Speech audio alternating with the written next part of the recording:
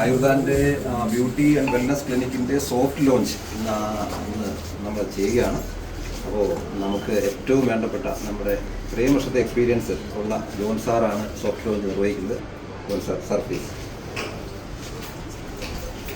beauty ക്ലിനിക്കിൽ എല്ലാ നന്മകളും എല്ലാ ഐശ്വര്യവും സമൃദ്ധിയും ഉണ്ടാകട്ടെ എന്ന് പ്രാർത്ഥിച്ചുകൊണ്ട് ഇവിടെ അനുവാദത്തോടുകൂടി